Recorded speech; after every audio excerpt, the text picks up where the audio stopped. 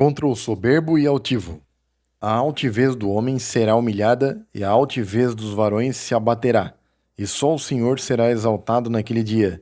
Isaías capítulo 2, versículo 17. Um dos barcos mais luxuosos e mais custosos que já se construiu no século XX sobre a Terra e que está sepultado nas profundezas do Oceano Atlântico foi o Titanic, cuja construção consumiu somas elevadíssimas para a época. Antes de ser lançado ao mar, o Titanic foi visitado por milhares e milhares de pessoas, honra que poucos navios tiveram. O Titanic representava o que de melhor e mais elevado o homem era capaz de produzir no século XX. Possuía a magnificência de um palácio real, a comodidade de um moderníssimo hotel e os divertimentos de uma cidade. Possuía também salas de refeições, de esportes, de fumar, piscina, tudo decorado com a suntuosidade de que os orgulhosos são capazes. Havia um teatro, sala de concertos, tudo, enfim, que completasse o orgulho dos idealizadores do gigante dos mares. O comandante do sinistrado navio, antes do Titanic iniciar a primeira viagem, apesar de homem prático e experiente, afirmou que, graças aos mais modernos aparelhos de segurança e ao perfeito serviço do telégrafo sem fios, era impossível acontecer qualquer catástrofe.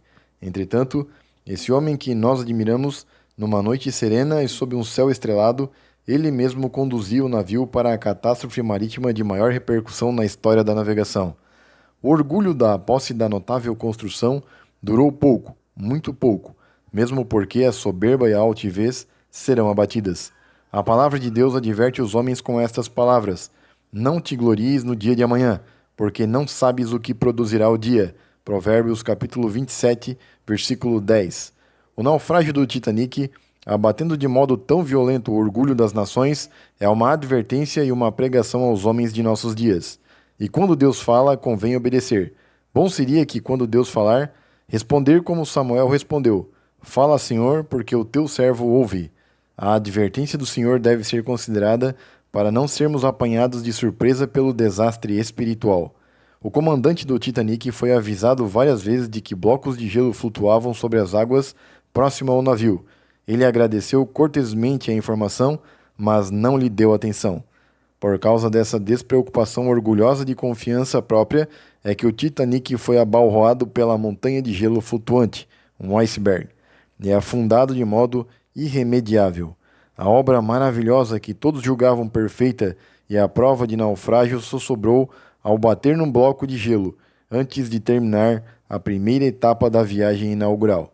O que aconteceu ao navio Titanic acontece também às pessoas que não admitem que seu orgulho e altivez sejam alcançados por um naufrágio moral. Deus os avisa, mas a soberba cega a razão, e o homem julga-se invulnerável. Como consequência, é abatido por tremendo temporal que o pecado desencadeia constantemente na vida. Oxalá a advertência à vigilância seja tomada em consideração, pois a vinda do Senhor não tarda, e aqueles que estiverem confiados na soberba e na altivez serão abatidos até ao pó. Antes que o Titanic naufragasse, o comandante foi avisado do perigo. Poderia, se quisesse, evitar o desastre, mas o orgulho e a confiança na obra das mãos dos homens cegaram-lhe a razão. Assim também acontece com os homens.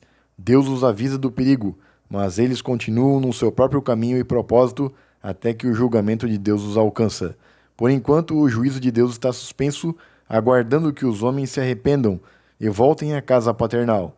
Mas o dia vem quando o evangelho não será mais anunciado, e então todos quantos estiverem a bordo dos soberbos e altivos Titanics naufragarão.